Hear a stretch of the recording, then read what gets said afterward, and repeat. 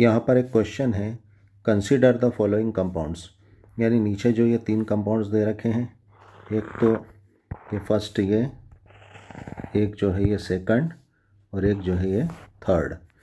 और क्या कहा जा रहा है कि हाइपर कंजुगेशन ऑकर्स इन, यानी इन तीनों कंपाउंड्स में किस में हाइपर कंजुगेशन होता है। तो यहाँ पर आंसर होगा ए, थर्ड ओनली, यानी सिर्फ इस तीसरे वाले कंपाउंड में हाइपर कंजुगेशन होगा। ये किस तरह से होगा, आइए हम देखते हैं।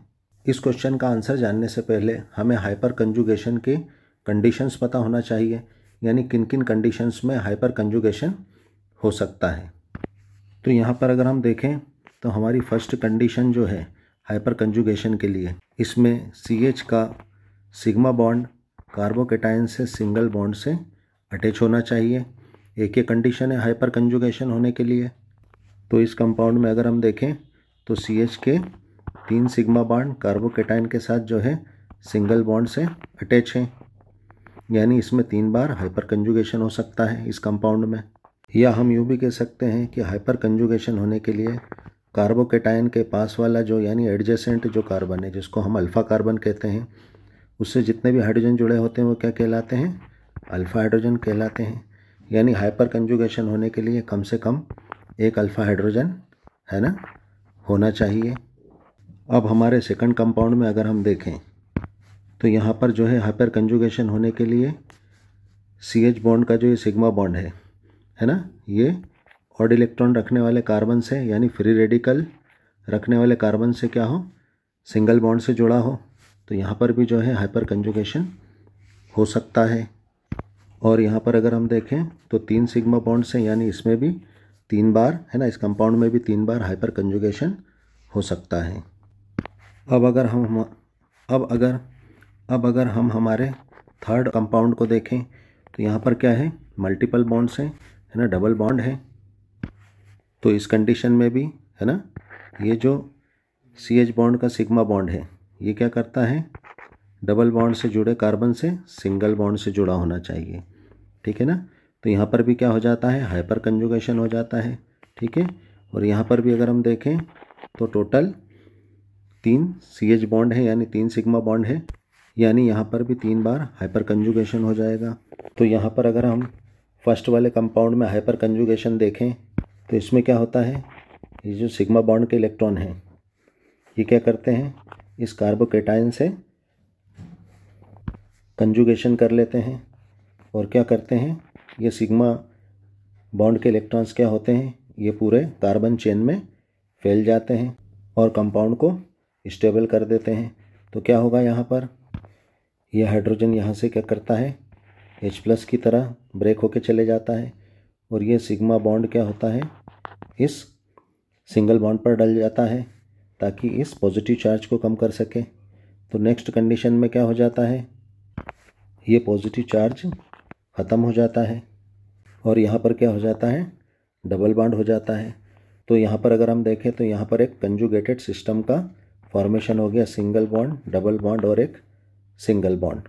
तो यहाँ पर हाइपर कंजुगेशन हो गया है। हमारे सेकंड कंपाउंड में अगर हम यहाँ पर देखें तो एक फ्री रेडिकल है, यानी ऑड इलेक्ट्रॉन कार्बन है।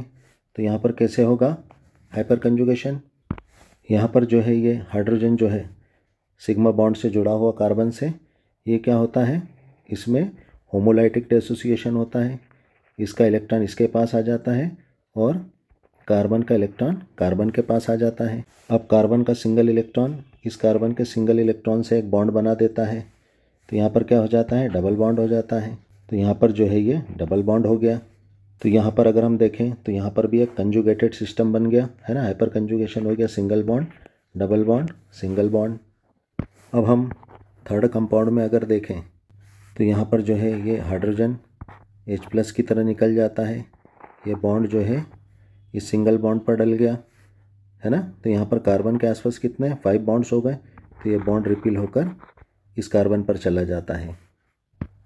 तो नेक्स्ट कंडीशन में क्या हो जाएगा, यहाँ पर जो है डबल बॉन्ड हो जाएगा और यहाँ पर क्या हो जाएगा, नेगेटिव चार्ज आ जाएगा। तो यहाँ पर भी अगर हम देखें तो यहाँ पर जो है कंजुगेटेड सिस्टम का फॉर्मेशन हो गया, यानी हाइपर कंजुगेशन हो गया है।